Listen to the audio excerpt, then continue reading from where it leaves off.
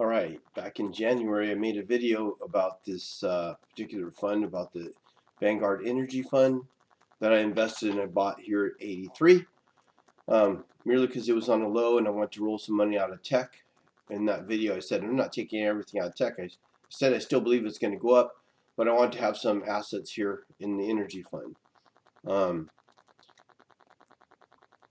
So if we take a look here, I rolled out of the American funds back on January 19th, and that's right here, January 19th. You can see American Funds has done well. It's still going up, and so I'm going up with that, and was hoping for a little bit just to get over. I had a sell at 61, and now the market's kind of on a downward side. So, anyways, I'm playing the American Funds because it has technology and healthcare. It's the only healthcare investment I can make within the 401k, as is the only energy fund I have is the Vanguard. So here I bought down here on January 19th, and you can see it's up. It's up, I don't know, up to almost 90. So from 83 to 90, it's about 7 points. But that's all. Points means nothing to me. It's all about percentage. Um, I wouldn't sell because I got a target price of around 91, 93 is what I'm hoping for. If I get there, I might liquidate. But I'm making this video to let you know why I won't liquidate before March. I know I'll get a dividend payment. So on this energy funds, I typically, it's not guaranteed, but I typically will get a dividend payment in March and a dividend payment in December. So for example, you see this D right here? That's why I like the Yahoo charts. If you put your cursor on that D, it tells you that it's 3.551. That means for every share I get $3. So I made about $1,000 on that, and it's pretty good considering I only put $7,500 in this thing here a couple years ago. It's worth over 20 grand, and 2,500 of it is all from dividend payments. So it's not a whole lot is my money. I've managed to do pretty well in this fund, and I just had to be more diversified than just having everything in tech. I just got so much in tech. So again, I'm not saying to buy or sell or whatever. I'm just sharing with you guys what I'm doing.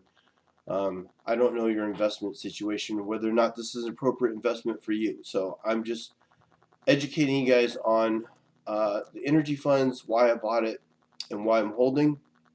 Again, I'm going for more dividends in March.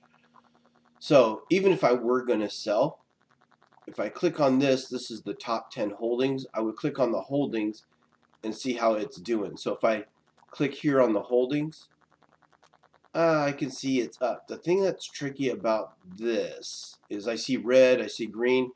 What's tricky for me is I'm guessing, speculating based on that top 10 holdings. So what I use is kind of an indicator for me is the Directions Energy Fund, and this is why I only buy ETFs, because I can see every minute on the minute what's going on with the energy funds.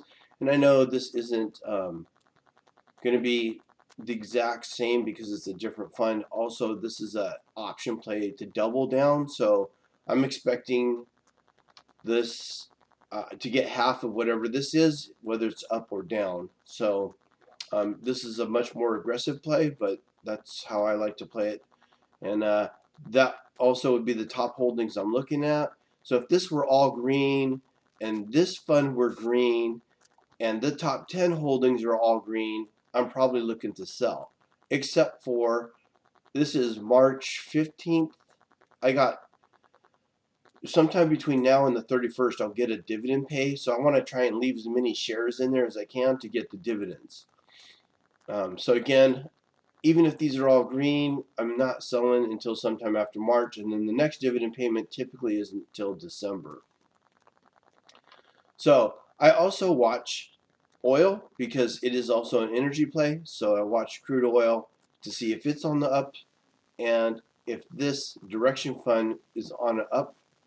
This is a gas play here, and this is the top 10 holdings in that. So I don't see an urgency to sell anything.